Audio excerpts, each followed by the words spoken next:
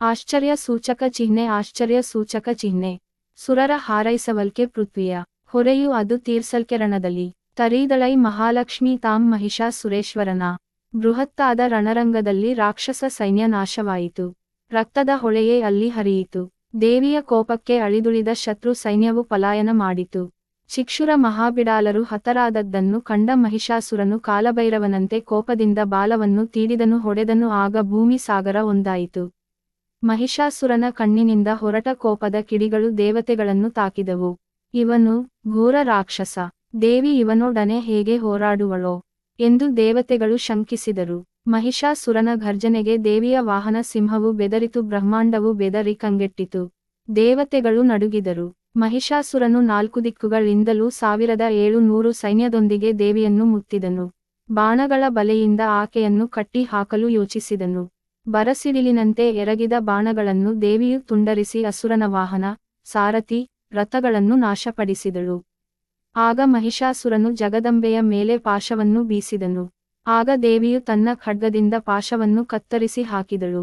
ಮಹಿಷಾಸುರನು ತನ್ನ ಭಯಂಕರವಾದ ಖಡ್ಗದಿಂದ ಸಿಂಹವನ್ನು ಹೊಡೆದನು. ದೇವಿಯು ಆ ಏಟನ್ನು ತಪ್ಪಿಸಿಕೊಂಡು ರಾಕ್ಷಸನ ಮೇಲೆ ಗದಾ ಪ್ರಹಾರ ಮಾಡಿದಳು. ಅವನ ಖಡ್ಗವನ್ನು ವಜ್ರಾಯುಧದಿಂದ ತುಂಡರಿಸಿ ಹಾಕಿದಳು. ಆಗ ಅಸುರನು ಮಹಾ ಗಜವನ್ನೇರಿ ಬಂದು ದೇವಿಯ ಮೇಲೆ ಮತ್ತೆ ಖಡ್ಗ ಪ್ರಹಾರ ಮಾಡಿದನು. ಸಿಂಹವು ಅವನ ಆನೆಯನ್ನು ಸೀಳಿ ಹಾಕಿತು. ಹೀಗೆ ಮಹಿಷಾಸುರನಿಗೂ ದೇವಿಗೂ ಭೀಕರವಾದ ಯುದ್ಧ ನಡೆಯಿತು. ದೇವಿಯು ಮುಸಲ, ಶೂಲ, ಚಕ್ರ, ಮುದ್ಗರ, ಬಾಣ, ಗದೆ, ಪರಕು ಮೊದಲಾದ ಆಯುಧಗಳನ್ನು ಪ್ರಯೋಗಿಸಿದಳು. ಈ ಘನಘೋರ ಯುದ್ಧವನ್ನು ನೋಡಲಾಗದ ಅನೇಕರು ಮೂರ್ಛೆ ಹೋದರು. ತ್ರಿಮೂರ್ತಿಗಳು ಮಾತ್ರ ಜಗನ್ಮಾತೆಯ ವೀರತ್ವವನ್ನು ಹೊಗಳುತ್ತಿ ಅದ್ದರು. ಮಹಿಷಾಸುರನ ಬಾಣಗಳಿಂದ ಸಮುದ್ರಗಳು ಬತ್ತಿದವು. ಭೂಮಿ ಛಿದ್ರ ಛಿದ್ರವಾಯಿತು. ಅವುಗಳಿಂದ ಹೊರಟ ಜ್ವಾಲೆಗಳು ಬ್ರಹ್ಮಾಂಡದ ಉದ್ದಗಲಕ್ಕೂ ವ್ಯಾಪಿಸಿತು. ಮಹಿಷಾಸುರನು ಮತ್ತೆ ಖಡ್ಗವನ್ನು ಹಿಡಿದು ದೇವಿಯ ವಾಹನ ಸಿಂಹವನ್ನು 300 ಬಾರಿ ಎತ್ತಿ ಕುಕ್ಕಿದನು. ಅವನ ಘರ್ಜನೆಗೆ ಸಿಂಹವು ಮೂರ್ಛೆ ಹೋಯಿತು, ಬ್ರಹ್ಮಾಂಡವು ನಡುಗಿತು. ಆಗ ದೇವಿಯು ಮಹಾಕೋಪದಿಂದ ಮಹಿಷಾಸುರನನ್ನು ಶೂಲದಿಂದ ತಿವಿದು ಅವನ ನಡುವನ್ನು ಗದೆಯಿಂದ ಅಪ್ಪಳಿಸಿ ಹುಂಕರಿಸಿದಳು. ಅಸುರನು ಅಸಂಖ್ಯಾತ ಪರ್ವತಗಳನ್ನು ಕಿತ್ತು ದೇವಿಯ ಮೇಲೆ ಎಸೆದನು. ಕ್ಷಣಾರ್ಧದಲ್ಲಿ ಅವು ತುಂಡಾಯಿತು. ಆಗ ತ್ರಿಮೂರ್ತಿಗಳು, ತಾಯಿ, ಈ ರಾಕ್ಷಸನನ್ನು ಹೆಚ್ಚು ಕಾಲ ಇರಲು ಬಿಡಬೇಡ, ಮಧುಪಾನವನ್ನು ಮಾಡು, ಅದರಿಂದ ನೀನು ಈ ರಕ್ಕಸನನ್ನು ನಿಮಿಷಾರ್ಧದಲ್ಲಿ ನೆಲಕ್ಕೆ ಒರಗಿಸಬಹುದು ಎಂದು ಹೇಳಿದರು. ದೇವಿಯು ಮಧುಪಾನ ಮಾಡಿದಳು. ಕೆಂಪೇರಿದ ಕಣ್ಣುಗಳಿಂದ ಕಿಡಿ ಕಾರುತ್ತಾ ಹುಂಕರಿಸಿದಳು. ಮುನ್ನುಗ್ಗಿ ಮಹಿಷಾಸುರನನ್ನು ಒದ್ದು ಕಾಲಡಿಯಲ್ಲಿ ಕೆಡವಿಕೊಂಡು ಶೂಲದಿಂದ ತಿವಿದು ಎದೆಯ ಮೇಲೆ ನಿಂತು ಅವನ ತಲೆಯನ್ನು ಖಡ್ಗದಿಂದ ಕಡಿದು ಹಾಕಿದಳು. ಮಹಿಷಾಸುರನು ಮಡಿದನು. ಇಂದ್ರಾದಿ ದೇವತೆಗಳು ಜಯಕಾರವನ್ನು ಮಾಡಿದರು. ಮಹಿಷರೂಪದಲ್ಲೇ ಆ ರಾಕ್ಷಸನು ಸತ್ತು ಭೂಮಿಯ ಮೇಲೆ ಬಿದ್ದೊಡನೆ ಉಳಿದ ರಾಕ್ಷಸರನ್ನು ದೇವಿಯು ತನ್ನ ಕ್ರೋಧಾಗ್ನಿಯಿಂದ ಸುಟ್ಟು ಹಾಕಿದಳು. ಮಹಿಷಾಸುರನ ಸುತ್ತಲೂ ಸತ್ತ ರಾಕ್ಷಸರ ಹೆಣಗಳ ರಾಶಿಯೇ ಬಿದ್ದಿತು. ರಕ್ತವು ಮಹಾಪ್ರವಾಹವಾಗಿ ಹರಿಯಿತು. ದೇವತೆಗಳು ಪುಷ್ಪವೃಷ್ಟಿಗರೆದರು. ದೇವಿಗೆ ಆರತಿ ಎತ್ತಿ ಸ್ತೋತ್ರ ಮಾಡಿ ನಮಸ್ಕರಿಸಿದರು. ಎಂಬಲ್ಲಿಗೆ ಶ್ರೀಮತ್ ಪರಮಹಂಸ ಪರಿವ್ರಾಜಕಾಚಾರ್ಯ ಶ್ರೀ ಚಿದಾನಂದ ಗುರುವಾರ ಶಿಷ್ಯ ಶ್ರೀ ಚಿದಾನಂದವ ದೂತ ವಿರಚಿತ ಶ್ರೀ ದೇವಿ ಮಹಾತ್ಮೆ ಮಹಿಷಾಸುರ ವಧೆ ಎಂಬ 8ನೇ ಅಧ್ಯಾಯವು ಸಂಪನ್ನವಾಯಿತು. ಶ್ರೀ ಕೃಷ್ಣಾರ್ಪಣಾಮಸ್ತು. ನವರಾತ್ರಿ ಕಥೆ. ಮಹಾಗೌರಿ ಶ್ವೇತೆ ವೃಷೇ ಸಮಾರೂಢಾ ಶ್ವೇತಾಂಬರ ಧರಾಶುಚಿ. ಮಹಾಗೌರಿ ಶುಭಂ ದದ್ಯಾತ್ ಮಹಾದೇವ ಪ್ರಮೋದದ. ಜಗನ್ಮಾತೆ ದುರ್ಗಾದೇವಿಯ 8ನೇ ಶಕ್ತಿಯ ಹೆಸರು ಮಹಾಗೌರಿ ಎಂದಾಗಿದೆ. ಇವಳ ಬಣ್ಣವು ಪೂರ್ಣವಾಗಿ ಬೆಳ್ಳಗಿದೆ. ಈ ಬಿಳುಪಿಗೆ ಶಂಖ, ಚಂದ್ರ ಮತ್ತು ಕುಂದಪುಷ್ಪ ಇವಗಳ ಉಪಮೆ ಕೊಡಲಾಗಿದೆ. ಇವಳ ವಯಸ್ಸು 8 ವರ್ಷದವಳೆಂದು ತಿಳಿಯಲಾಗಿದೆ. 8 ವರ್ಷ ಭವೇದ್ ಗೌರಿ. ಇವಳ ಎಲ್ಲಾ ವಸ್ತ್ರ ಹಾಗೂ ಆಭೂಷಣಗಳು ಬಿಳಿಯದಾಗಿದೆ.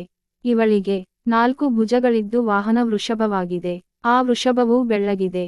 ಇವಳ ಮೇಲಿನ ಬಲಗೈಯಲ್ಲಿ ಅಭಯಮುದ್ರೆ ಮತ್ತು ಕೆಳಗಿನ ಬಲಗೈಯಲ್ಲಿ ತ್ರಿಶೂಲವಿದೆ. ಮೇಲಿನ ಎಡಗೈಯಲ್ಲಿ ಡಮರು ಹಾಗೂ ಕೆಳಗಿನ ಎಡಗೈಯಲ್ಲಿ ವರದ ಮುದ್ರೆ ಇದೆ. ಇವಳ ಮುದ್ರೆ ಅತ್ಯಂತ ಶಾಂತವಾಗಿದೆ. ತನ್ನ ಪಾರ್ವತಿ ರೂಪದಲ್ಲಿ ಭಗವಾನ್ ಶಿವನನ್ನು ಪತಿಯಾಗಿ ಪಡೆಯಲು ಕಠೋರ ತಪಸ್ಸು ಮಾಡಿದ್ದಾಳೆ. ವ್ರಿಯೇಹಂ ವರದಂ ಶಂಭುಂ ನಾಣ್ಯಂ ದೇವಂ ಮಹೇಶ್ವರಾತ್. ನಾನು ವರದನಾದ ಶಂಭುವಲ್ಲದೆ ಬೇರೆ ಯಾವುದೇ ದೇವತೆಯನ್ನು ವರಿಸುವುದಿಲ್ಲ ಎಂಬ ಪ್ರತಿಜ್ಞೆ ಮಾಡಿದ್ದಳು. ಗೋಸ್ವಾಮಿ ತುಳಸಿದಾಸರು ಹೇಳಿರುವರು, ಅವಳು ಭಗವಾನ್ ಶಿವನನ್ನು ವರಿಸುವುದಕ್ಕಾಗಿ ಕಠೋರ ಸಂಕಲ್ಪ ಮಾಡಿದ್ದಳು.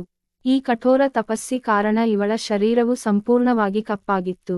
ಸಂತುಷ್ಟನಾದ ಭಗವಾನ್ ಶಿವನು ಇವಳ ಶರೀರವನ್ನು ಗಂಗೆಯ ಪವಿತ್ರ ಜಲದಿಂದ ಚೆನ್ನಾಗಿ ತೊಳೆದಾಗ ಅದು ವಿದ್ಯುತ್ತಿನಂತೆ ಅತ್ಯಂತ ಪ್ರಕಾಶಮಾನವಾಗಿ ಬೆಳ್ಳಗಾಯಿತು. ಆಗಿನಿಂದ ಅವರ ಹೆಸರು ಗೌರಿ ಎಂದಾಯಿತು. ನವರಾತ್ರಿ 8ನೇ ದಿನ ಅಷ್ಟಮಿ ತಿಥಿ, ದುರ್ಗೆ ಮಹಾಗೌರಿ ರೂಪದಲ್ಲಿ ಬರುತ್ತಾಳೆ. ಇವಳು ರಾಹುಗ್ರಹದ ಅಧಿಪತಿಯಾಗಿದ್ದಾಳೆ.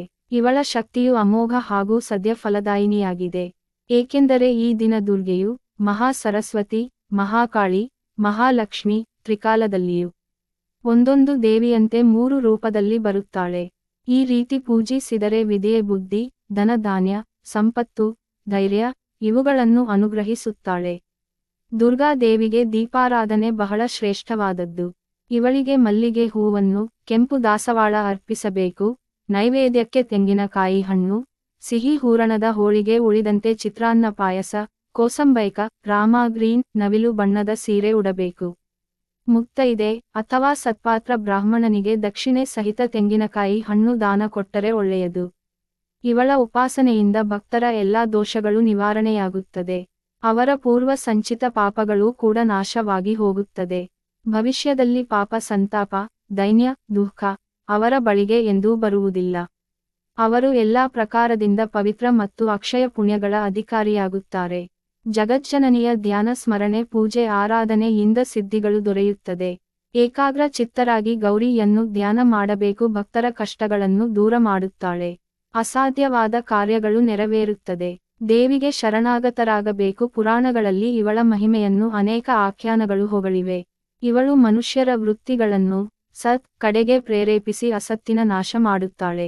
ನವರಾತ್ರಿ ದೇವಿಯನ್ನು ನಿಷ್ಠೆಯಿಂದ ಆರಾಧಿಸಿದವರಿಗೆ ದುರ್ಗತಿಗಳು ನಾಶವಾಗಿ ಸದ್ಗತಿ ದೊರೆಯುತ್ತದೆ. ನವಶಕ್ತಿ ಪೂಜಾ ಸ್ತೋತ್ರ. ಓಂ ದೀಪಾಯೈ ನಮಃ, ಓಂ ಸೂಕ್ಷ್ಮಯೈ ನಮಃ, ಓಂ ಜಯಾಯೈ ನಮಃ, ಓಂ ಭದ್ರಾಯೈ ನಮಃ, ಓಂ ವಿಭೂತ್ಯೈ ನಮಃ, ಓಂ ವಿಮಲಾಯೈ ನಮಃ, ಓಂ ಅಮೋಘಾಯೈ ನಮಃ, ಓಂ ವಿದ್ಯುತಾಯೈ ನಮಃ, ಓಂ ಸರ್ವತೋಮುಖ್ಯೈ ನಮಃ, ಶ್ರೀ ಗೌರ್ಯೈ ನಮಃ. ನವಶಕ್ತಿ ಪೂಜಾಂ ಸಮರ್ಪಯಾಮಿ. ಸರ್ವಮಂಗಳ ಮಾಂಗಲ್ಯೆ ಶಿವೆ ಸರ್ವಾರ್ಥ ಸಾಧಿಕೆ ಶರಣ್ಯೇ ತ್ರ್ಯಂಬಕೆ ಗೌರಿ ನಾರಾಯಣಿ ನಮೋಸ್ತುತೆ.